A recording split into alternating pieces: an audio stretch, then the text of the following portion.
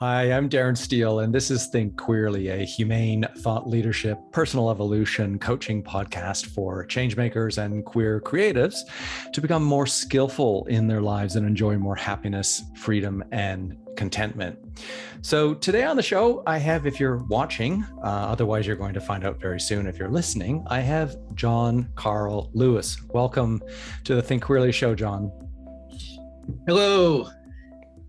So Jon Carl Lewis, I featured him way back on episode 180, and it was called Sex and the Gay Christian. Jon and I have done some coaching work together, and I haven't spoken to him for about 4 months now. I invited him on the show because what I'm going to be doing going forward is doing live coaching with some of my clients so that you as the listeners, the viewer, can actually get an experience of what is deep transformational personal evolution coaching like, especially, my style, and how do we go from that initial question to the end of the session and just what happens. Very briefly, a background on Jon Carl. Jon Carl Lewis is a spiritual director and writer interested in the intersections and overlaps between the spiritual life and the sexual and relational practices of queer Christian men. He's a 3-time seminary dropout. Oh yeah, let's celebrate that. That's awesome. I just loved when you sent me that. He's a 3-time seminary dropout and a graduate of Princeton University. He's currently working on a book proposal for Westminster John Knox Press for queer Christians seeking to integrate their sexuality and spirituality. And you can find out more about Jon Carl and Sex and the Gay Christian at his website, sexgaychristian.com. And I will, of course, have that in the show notes with his other social media information as well. So again, Jon, welcome. Thank you. Glad to be here. So you're looking really well. And as I said, when I first saw you, you look nice and cozy. Oh, I've been longing to wear this sweater for months. Well, that is one way to embrace the colder weather. It is, on the date of this recording, it's actually the 2nd of December, and I'm in Toronto. Whereabouts are you? I'm in Trenton, New Jersey, and we have unseasonably warm weather, although the skies are looking gray and wintry. So. Right. Well, I'm sure you're going to get some awful winter very soon. Absolutely. Looking forward to it. Good. Well, we'll ease on into today's session. There's no agenda. As I've suggested to Jon Carl, we're making it easy on both of ourselves in the sense that if something is just too deep or too personal, we might not go there, just because this is going to be broadcast for the public consumption. But let me just start with, since it's been about 4 months or so we last spoke, and I know there's been a lot of progress on your part with a number of different things that you've been doing in your business. Where do you find yourself now? What's on your mind that is perhaps like the biggest thing you're struggling with, or that you're very unsure about? Okay, great. I took some time off to focus on my spiritual direction practice. I'm also doing some teaching of new spiritual directors. Yeah. But in the past month, things have come together nicely. A publisher, an editor at Westminster John Knox Press, asked me where my proposal was, and that kicked me in the butt. And then yesterday, I presented on how to address themes of sexuality in the spiritual direction line of work. So I'm very fired up. Yesterday, I heard a voice come out of me that I hadn't heard in a long time. And I would really like to do more with that teacher voice. And I have a couple of projects I'd like to do surrounding that, but I think my focus now is nurturing this voice both in my writing and in my speaking, and gathering community around my ideas. So when you say I heard this voice come out of me, let's go into that a little bit. Describe it more so for me. Well, it felt very natural. I, of course, like I guess many speakers, was up a lot at night wondering if this was the thing to say to this group. And it turns out it went very well. And part of what I think went well was connecting with my inner authority, with my inner teacher. Before we started, I realized I know what I'm talking about. I've researched this for years, and I'm just sharing a little bit of what I've learned. I can do that. And when I got my ego out of the way, then out came this authoritative voice. So, the word itself sounds kind of awkward in its placement, authoritative voice, a voice of authority in the sense, I know what you mean, right? I'm sure you mean in the sense of a voice of wisdom, a voice of knowledge, as opposed to an overpowering voice, a commandeering voice. Yes, all those good things.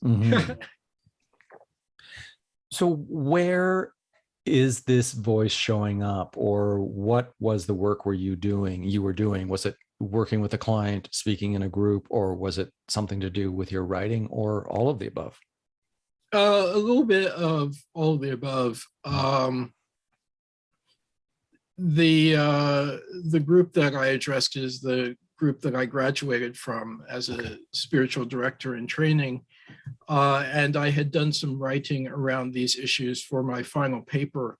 And the leaders of the next cohort remembered that, and asked if I would be willing to present yesterday on themes of sexuality in spiritual direction. And of course, I jumped at the chance. And given the fact that I had a deadline and a clear subject, I found myself writing very easily and freely in a way that I hadn't in a long time, when I didn't have anything but a self-imposed deadline. And I also was able to, I don't want to say stay on a surface level, but just hit the high points. I managed to not get bogged down in the weeds. I would mention a topic, give another sentence or two, and then move on to the next topic. Whereas I usually labor over turning each topic into several paragraphs and getting references and all of the stuff that can distract and not actually flowing in my writing. Now, that's something specifically you and I dealt with in some of our sessions in the past. This we tried to work through making, one of the things you were thinking of doing at the time was shorter videos. And we took some ideas and we actually broke these ideas down into like smaller and smaller parts. So you maybe had one core idea, but maybe you had 4 or 5 or 6 videos. What do you think has changed in you then that sort of helped you present with this greater efficiency, in the sense of knowing the material, but not going down the rabbit hole with too much detail? I think it was all about being invited to step into a role, Okay. and stepping into that role, as opposed to being just my naked self talking about stuff that's important to me. Mm.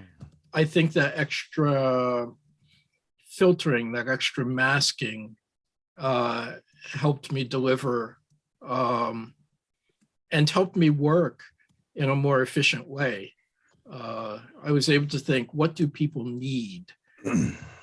Not so much, how do I get all of this out that I want to say? Right. That's a really good distinction. How do I get everything out of me that I want to say, which is, intellectual cognitive vomit? It really, there's no other way to say it, because there will be no structure to that kind of a presentation. It'll just be like, usually that comes from a place of extreme nervousness, or it's coming from a place of wanting to seem so smart because of all of these facts and details and information that I possess, and I'm going to try and cram it in. And so that's neither good nor bad, and that's not judgmental, but it sort of lacks the finesse and the practice of a really good speaker and a really good presenter, which is a skill that anyone can learn, right? But some of us come to learn that skill really late. Now, it's interesting that there's been a couple of good what you've presented here. There's a couple things that really connect, and there's a couple things that go back to what I remember we were working on together in the past. You were given a deadline, you were given a topic, and bam, you did the work. I know Yes. One of the things you struggled with in the past was whenever you had an idea and you had a lot of passion and you seemed to have a lot of emotional alignment, it didn't get done. No. So those are two extremes. What are your thoughts on finding that place in the middle?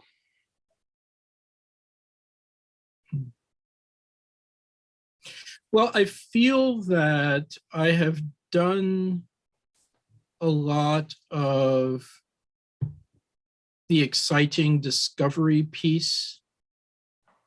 Now I'm at a different stage. I have declared my book research done. Not that there aren't more things I want to read and incorporate, but now I feel like I've been through a period of sort of chewing, and now I'm ready to swallow and digest. Okay. And that feels very different than when I had one book really strike me as exciting one week, and then the next week I have another exciting book, and then the third week, and it was just sort of taking my head back and forth. Now that I'm not doing as much reading, I'm getting a greater sense of my own voice, right? As opposed to reacting to what other people are saying. Again, that's reacting to what other people say is a nice way of framing it, because it doesn't necessarily mean reacting in a negative way. It just means that we are not acting of our own accord. We are responding, or if it's problematic, then reacting to somebody else's information. And as a creator, as a queer creator, if you're going to create, well, of course, we learn things, we ingest this information, and then we digest it. And we contemplate and we ruminate. And what then sets us apart and makes us unique is what we bring through our own perspective that is different. It's not necessarily going to be something so brand new. Probably everything that's new has been pretty much discovered on some level, right? Yes. But this was a period, I think, that you were challenged by this process of learning. Was it just having this deadline and topic that kind of gave you that fork in the road, or did something else happen that sort of moved you out of head down in books to, I actually am an authority on this topic? Something shifted, definitely. And I am not entirely sure when it happened. And I'm not sure entirely what precipitated it. I just know there's been a shift. And I don't know how to explain it past that. Maybe we can investigate that. Okay. There's something else you said that I wanted to come back to besides, I make a few notes here and there so that I don't forget things here. And I don't know if that would be important to talk about before we get into the shift. You said being invited to step into a role versus being your naked self and talking about what's important to me. And to expand on that, being invited to step into a role is an invitation, but it's also external. So it's not necessarily self-motivating. And again, when I say these things, this isn't a judgment. It's just an observation. But I say isn't self-motivating because this can be kind of a clue. Maybe this connects with the shift to what kind of work do you want to do? Like, do you want to be presenting? Do you want to be working with organizations and such that say, hey, here's a topic we need covered? And it goes back to me asking you, how do you go from the extremes so that you are able to also do work on your own? And kind of an adjacent example, not quite adjacent, but the fact that you've done your research for your book and now you have to write your book. This goes back to, there were a few times your publisher or editor asked, where's the proposal? So I've thrown a lot of things at you there, but I don't know if that allows you to start walking down the path to how you got to that shift.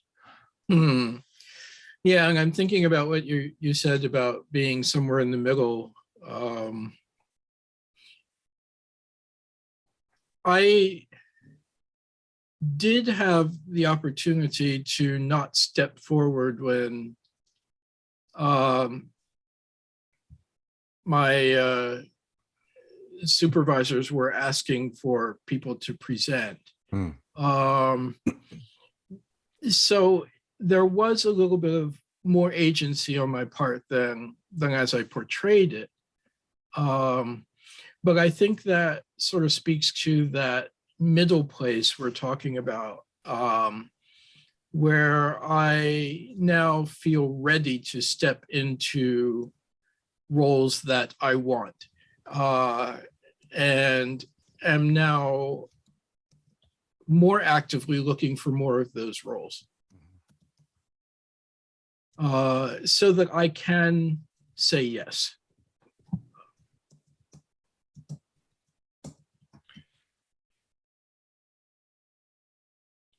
What were you afraid of, or what was the fear around sort of committing to the self-agency, the agency of doing the work on your own, unprompted by someone else? There were two fears. One was the subject matter. Having, as a gay man, been condemned for even being a sexual being. Yeah. I was struggling with my internal demons that were telling me, you can't talk about this. This is shameful. You will bring shame upon yourself and your family. So that had to be dealt with. The other voice that had to be dealt with was had something to do with dropping out of seminary 3 times. Mm. The voice that was saying, you're not really an academic, you're not really a researcher, you need to rely on the wisdom of other people to say what you need to say. Mm-hmm. So you better have all those ducks in a row before you say anything. And, you know, I came to that middle place where yesterday's talk included a very famous quote known to everybody in the audience, but otherwise I didn't quote anybody. Yeah. It was my reflection on what I had learned. And so that was a big step past this feeling of academic stricture that sometimes happens, where you don't say anything because you're so busy saying what other people said to make it look like you know what you're saying. Right. Was there a dominant feeling, like a hedonic tone, like an overall emotion or a feeling when you were doing that presentation, and you weren't relying on external sources or experts other than your own knowledge and understanding of the material? Yeah, I want to say joy. Okay. I also want to say that it reminded me of some of what Csikszentmihalyi talks about when he talks about flow, just sort of riding a wave of being sort of on the edge of yourself, but also crafting what you're doing so it's not just, you know, intellectual vomit. How aware were you of your ego when you were presenting? I don't know if you even were thinking about it at the time. There were a couple of points where I had to set it aside and say, look, you've done the work. The work was the writing. Present the writing, present the work. Mm-hmm. So there were a couple of times where I had to say, paradoxically, it's not about me. Mm-hmm. It's about your product. Mm-hmm. You've produced a product that you are comfortable with, now present it.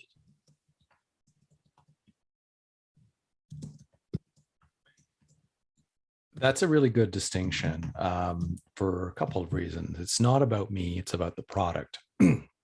And it's interesting to frame it that way. You know, here's my work, here's my thesis, here's my presentation. When I say it that way, it's the identification with self and the ego.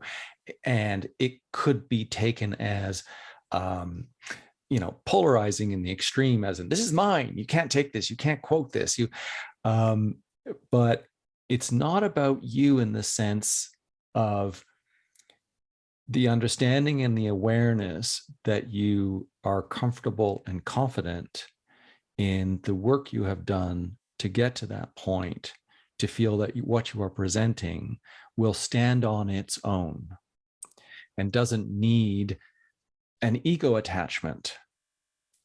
That if someone were to critique it, you would then hopefully be in a space where you could say, well, that's actually interesting, I hadn't thought about it. Or, well, I hear what you're saying, but maybe I didn't explain this well enough.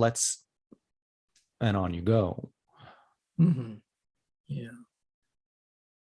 So I like the fact that you felt joy, you know, standing up in front of any group of people. Yeah, I mean, I know I would just feel the normal jitters. And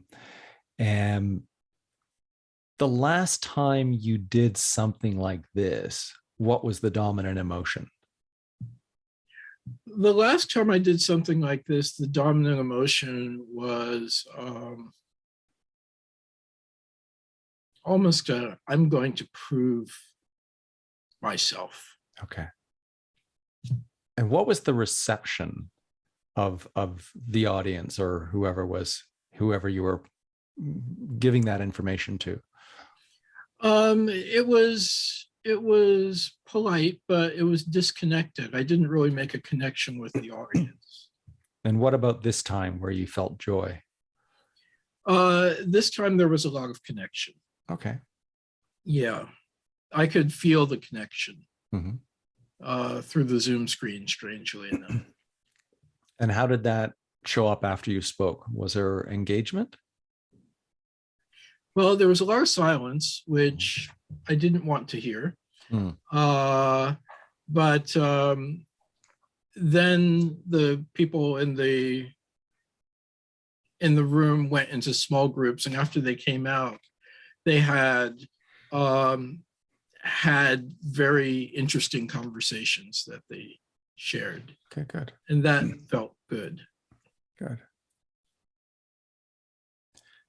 So having had this experience and contrasting it with previous ones, how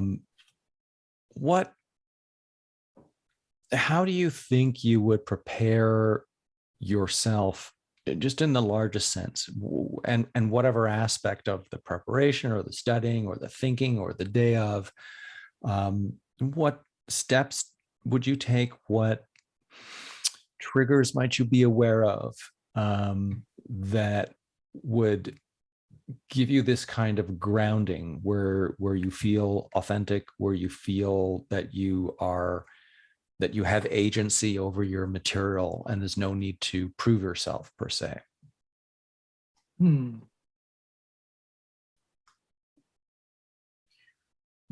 Basically, what can I do to replicate that peak experience? Yeah. I think doing the work and having all the nerves ahead of time is a good thing. I think knowing that I'm only going to be giving a few points of what interests me is a good thing. Right. I think knowing that it's not necessarily my ego, but my work that is going to be presented, that will help me detach and enjoy the experience, strangely enough. Interesting. Yeah. Yeah. So in a sense, you get to do the work, and then once the product is complete, you can sort of step to the side of it and figure out, well, how am I going to be a good presenter? Yes.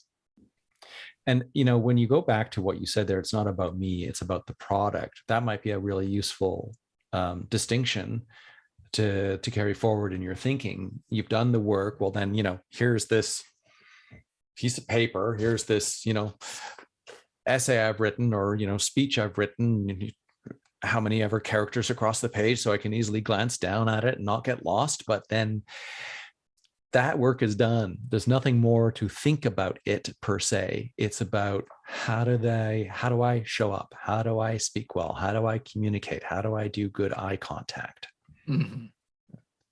Yeah. Now, taking that idea, it's not about me, it's about the product. How do you apply some of that to the book you're working on? Well, that is an interesting question, because the book that the editor is looking for is actually a little outside of my comfort zone. I originally wanted to write a book for queer men. And the editor said, well, I think I would like to see this book addressed to the entire queer community. Which completely freaked me out when she said it. Luckily, that was 6 months ago. So now as I got closer to where I am now, I realized, well, what I'm dealing with are principles. They're human principles. They're not specifically gendered. It doesn't mean I can't do work with men in a professional way. Right. But that has given me a little bit of detachment from the writing. Whereas before I wanted to prove myself to guys that I was relevant and knowledgeable, and for some reason expanding it to the queer community, I'm sort of like, okay, I'm just one voice and I can do my take, and there will be other voices and they'll give their take, and again, it's not all about me. How do you think that switch between addressing just gay men and addressing the queer community more broadly has made the work feel safer?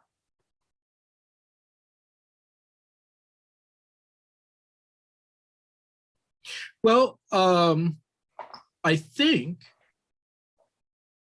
that before, the work felt like one big grinder ad. Okay. It's like, here I am. This is what we I don't like. mean down on your knees as a position. Right.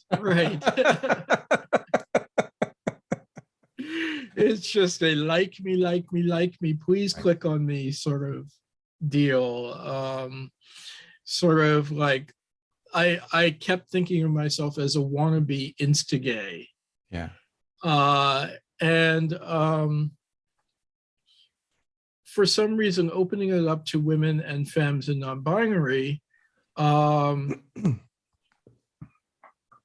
it doesn't matter how sexy I am for them. All they need is the principles. That's interesting. So somehow there was physicality embodied in your idea around doing this book for gay men.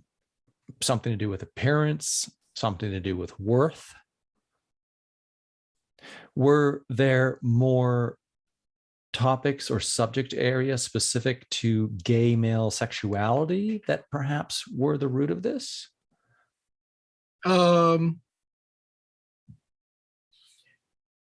Yes. Okay. And now that you mentioned that, I'm realizing when a switch happened. Okay. If you don't mind, my husband and I, what's that? But that's where we were going. Yeah. My husband and I went on a vacation to Frog Meadow in Vermont, which is a lovely men's only gay oasis. Yeah. And while there, I had set all of my work aside. I was not working on Sex and the Gay Christian at all. I was just sort of enjoying myself. I was in a couple different ways affirmed in my sexuality. I was affirmed in my physicality, in my appearance, in the way I hadn't expected to be. And then on top of it, my ideas were affirmed about sexuality and the need for a more mindful look at sexual practice and relationships. So I think it was that week that really started to turn things around, because I came back from it thinking, wow, I'm not the ugliest thing alive, and people like my ideas, and let's go. Interesting. How long have you been struggling with or challenged by your perception of your appearance? Oh, it's been constant since college. Mm-hmm. And it is it's a deep wound that has to do with being the youngest person in my classes, Mm-hmm. race,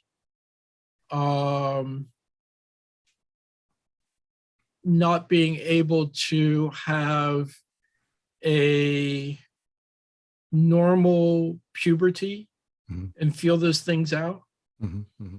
Mm-hmm. as if I were straight. Like, do you mean going through puberty and adolescence, but also having the freedom withheld of like dating and that sort of thing? Yes. Yeah. Yeah. Yeah, So, that's definitely like a common experience to interject there. I mean, that would be the one thing I realized from my teenage years is the one or two women that I got close to for under 2 weeks and never had sex with was so awkward. But then I didn't actually start having sex with men or dating men. Dating didn't start until like 20 or 21. So I missed that socialization. And I guess that's the same for you. yeah, it is. And again, it was in my early 20s that I started to have sex with the aspiration of dating. Right.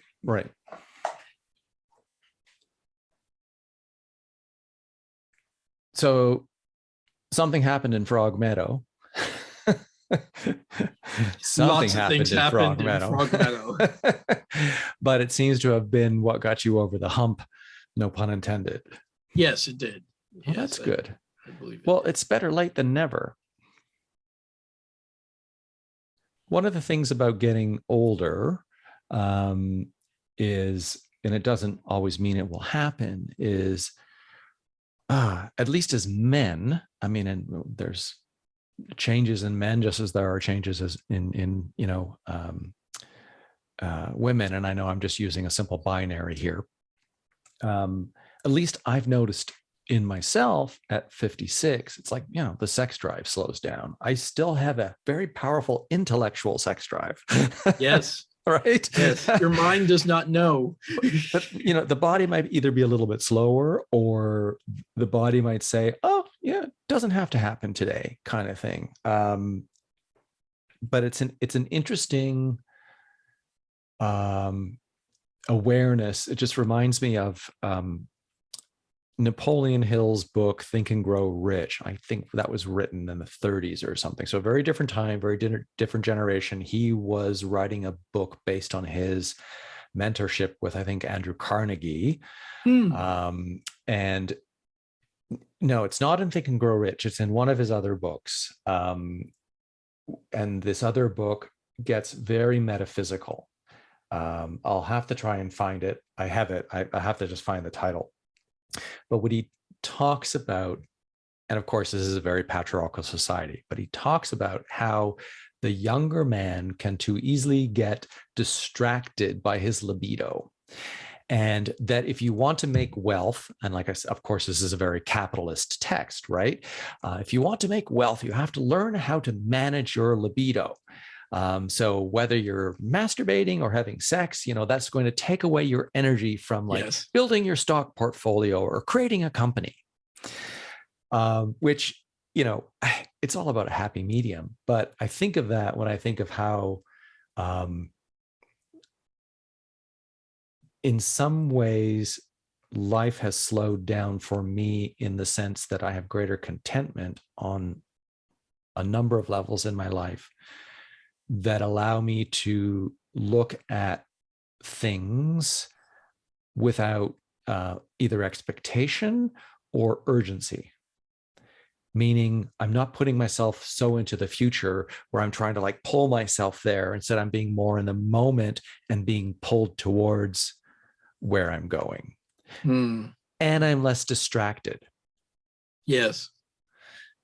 So I know that was like a bit of my own story there, but I wonder how that sort of self-reflection, how you mirror that back in your own experience. Well, and it's interesting. I feel like I'm entering a generative period of my life. Mm-hmm. I feel like I'm entering a period of my life where I'm giving back and I'm not trying to acquire so much. And I think some of the mentality that held me back was being in an acquisitions mode. What am I going to get for this? Right. How do I figure out how to get fame and get eyeballs and get influence? And as that has gone away, it's more of, I've got stuff to offer. Some people want it, some people don't. Yeah. This is a big distinction between influence and impact. You know, influence, think of the most topical social media influencer. What does that mean? Let's say it's a fitness guru or somebody who does baking or somebody who's an interior decorator. You know, they're giving you those quick tips, whether it be on Instagram or TikTok. It's like 15 seconds, it's 30 seconds. They're just trying to influence usually your buying behavior or your desire for a certain color or a certain kind of fashion or a certain kind of body. And they're literally trying to persuade and at the extreme manipulate and create desire and to, you know, foster that further dopamine hit, which we suffer so much from with social media and the constant pinging of you've got a new like, you've got a new comment, versus impact, which is when you lead yourself first and you may get followers who follow you by example, but you aren't in front of them. You aren't trying to tell them what to do. You are simply, and I go back to what you said here, I think this is great. It's not about me. It's about the product. Because you could have impact just selling a product, maybe a car, but if there's something, maybe, you know, who knows? I won't just go off the top of my head, but it all depends on how you do it. And so that sounds like that's been a really good distinction for you. Yeah, I think it has been. And it was coming to me. I think the work we did earlier was helping me get there. Giving me some tools, and then when I had a chance to sort of reflect and on the stuff I learned, it started coming together, in a powerful way. What were you actively pursuing that you have since like quit?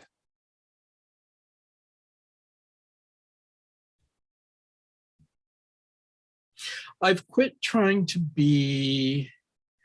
so hard to be relevant and sexy and titillating. Okay.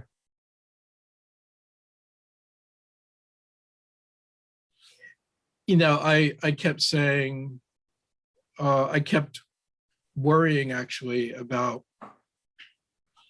you know, I really don't look like an Instagram influencer. Who's going to pay attention to me? Well, here's an interesting question. How many Instagram influencers are there who are talking about sexuality and spirituality? And maybe I'll qualify that even more in a meaningful, thoughtful, and intellectual / academic sort of way, which is what I think you're aiming for. Right. I mean, I can count them on one hand. Yeah. And they're not doing exactly what I'm doing. So Yeah. Which begs a question about Instagram as a medium, and whether or not it's not to say that you can't or shouldn't use medium to present your work. All of these social media platforms have a different format, a different style. They do change and evolve over time. But given this tension that you've described, the question for me that comes to mind is like, medium is another platform where I publish a lot. Is Instagram an appropriate medium for your message and the way in which you want to share it? And if not, what do you think is a better medium? I don't know. I think that Instagram is good for pointing people to other media where I might do better and engage more. Exactly. Medium, the publication company, has been a good place for me to launch my thoughts. Mm-hmm. And I've ignored it for a while. Mm-hmm. So that is an option there. But there's also video for you. When we started work together, that was what you kept saying was the number one vehicle. So I don't know if you're going to get to absolute clarity about this here today, but there was a tension with you between writing and presenting. And I know there's a good reason for using both, because you can present in different ways. But here you are with, a book deal. So you're writing. Well, I hope it's a book deal. Okay, right. Now I have this tension for myself, but it's no longer a tension, where podcasting and writing for me go hand in hand. Podcasting allows me, when I've written an article, to almost use my article as the abridged version, which doesn't mean I've taken a lot out. It just means that as I'm speaking it, I'm having more of a conversation about what it is, and I might say more. And sometimes there's more freedom in a podcast. And I like the way the two go together for me. Mm-hmm. And it took me some time to sort of recognize that there are some things that I really need to write, because it requires such thought to create the argument and to lay it all out. And, I've got a couple of pieces that I'm not going to turn into podcasts because they're too, maybe they're too didactic, because the topic and the way I was presenting it called for it. And that won't translate into the medium of speaking in the podcast. Right. So at this intersection, maybe with this question, and this could be sort of like the way to wrap up this session here today, is like a bigger invitation to consider and think about where you are with your primary media. Is it writing? Is it video? And then what is the platform? And then what are your next couple of presentations or ideas, and how might you experiment with those going forward? Any sort of initial thoughts on that? Well, the initial thought is that I think the order for me is writing as if I'm going to present, because that keeps me from going down intellectual rabbit holes. And then presenting as a separate step. So one of the things I was trying to do was write video script directly. Mm-hmm. And for some reason it wasn't working.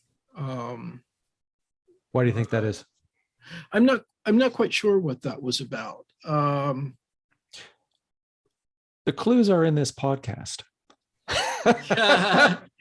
Well, I do know that one thing that was frustrating me about video was I didn't know how I was going to get all of my references in. Right. So it will be interesting to return to video with my own ideas where I'm not so tied to a written out script and I'm just talking about what I'm writing about. Yeah.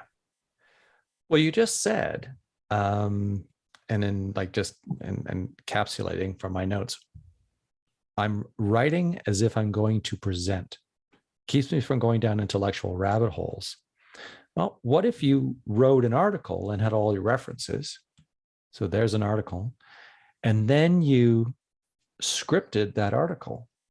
Mm. And then you simply say, like with this show, and if you want to find out more about Jon Carl, it will be in the show notes. Yes. So the video is actually, it's sort of the opposite of what you're doing. My article will be a deeper dive on the topics I bring up in the video. Exactly. Yeah, I think that sounds very comfortable. And whether it be one topic from an article, whether it be a series of videos based on one article, whether it be that you then expand, let's say you have 4 core ideas in one of these articles, and maybe you expand each one a little bit more so that it's a self-contained video.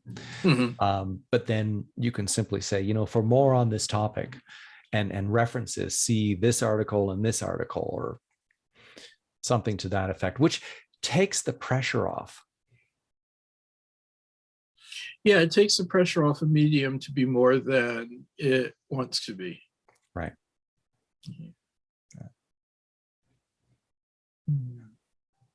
How does that feel? That feels good. That feels, I feel eager to engage with the work. Mm-hmm. How, maybe another question or so here. How will you know when a piece of writing will speak to or transfer well to the medium of video? What will you look for? Well, that's a good question for me to keep before me.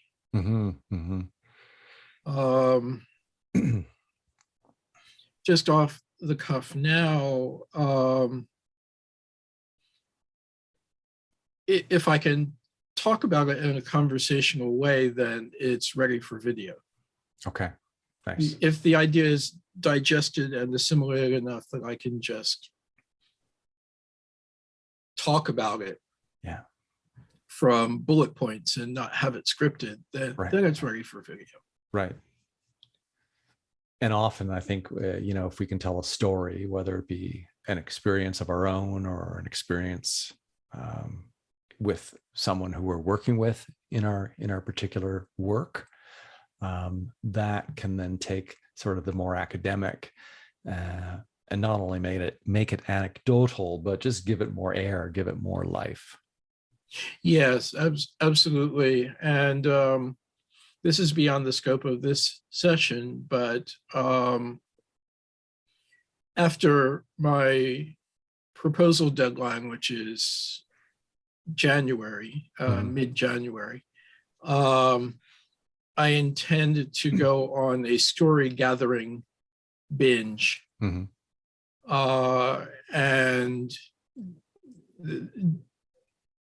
we're going to launch I'm going to launch a small group for people to come together and talk about these issues. Okay. With the caveat that I would like to use stories, without names and identifying characteristics and all of that sort of thing. Okay. Good. Yeah. And I'm eager about getting to that work, but I'm also telling myself that December is for writing my proposal and my sample chapters. Mm-hmm. And after my deadline, I can do other things. Yeah. Wise. I just cited a quote in my newsletter that I'll be sending out this weekend. And it was one of these wonderful, succinct pieces of wisdom, a single paragraph. And it was from a coach I study, talking about how do you coach, overwhelmed business leaders. And, the message can apply to anyone. You don't have to be a business leader, but often people in business are exceptionally hardworking. They're triple type A, and, they live, breathe, and eat their work. But this aspect of when coaching that kind of an individual, and I do this with my clients, is how do you learn to relax, to be still, and to focus? And we live in this world where, oh my gosh, well, if I'm going to stop for a moment, I better pick up my phone and check my email. It's like, oh, I daren't go to the bathroom without doing something at the same time. I recognize in myself how, geez, just 10 years ago, I was able to sit down and do nothing. And it seems to be something I've forgotten. And it just reminded me, and you've just said it here, that sometimes in our work as creators, we need to give ourselves, whether it's an extra long weekend or whether it's 1 week a month or whether we take a month-long sabbatical or whatever the case may be, you need the generation. Rather, I should say, you need the regeneration time, the recovery time, because the regeneration leads to generation. Yes. And it is just as important to have the productive time off of doing nothing. Yeah. Yeah. Yeah, and I've gotten better about that too. When my brain is not there, I'm not pushing it these days. Yeah, good. Because you feel otherwise, if you're pushing? Well, it's not actually doing anything if I push and my brain is not engaged. Yeah. But what would you be feeling if you're pushing and your brain isn't engaged? Frustration and exhaustion. Yep. Yeah. Anxiety, overwhelm is what I'll get. And then it's like, hold on here. Take a break. Take a break. Oh.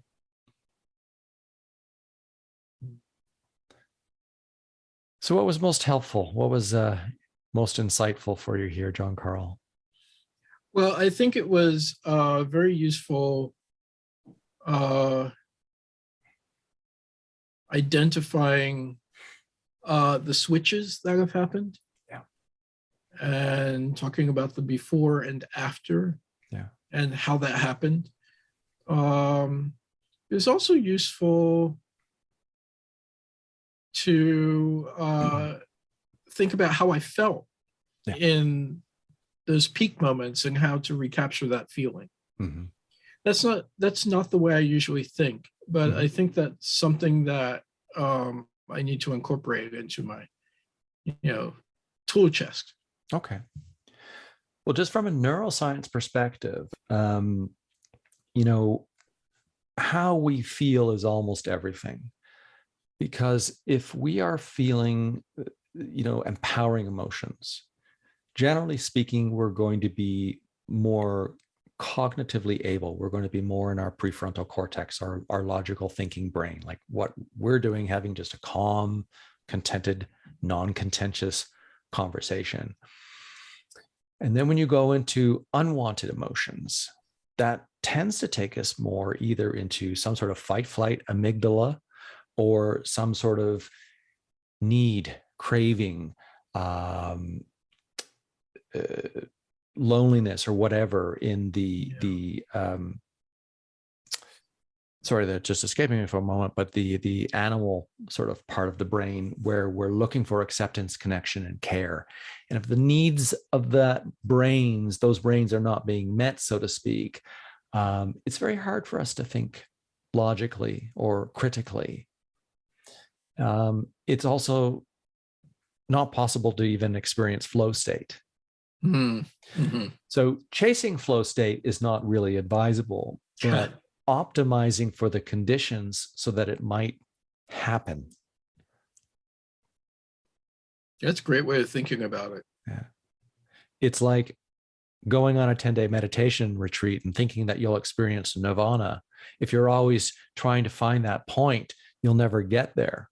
Right. And that happened to me. I was on a 10-day Vipassana retreat like 15 years ago, and I did experience what you would call nirvana. And as soon as I realized I was experiencing it, I was right out. Yeah. But it was like profound. So any final thoughts, Jon Carl? No, I can't think of any. I'm grateful for this time. Thank you very much. Oh, you're welcome. I find these times are always very clarifying and motivational for me also. Wonderful. I feel like I want to get to work. I wish it were 9 o'clock yes. in the morning because I could do so much with the day after this. But I'll let it be evening. I'll wind down and save some for tomorrow. Good.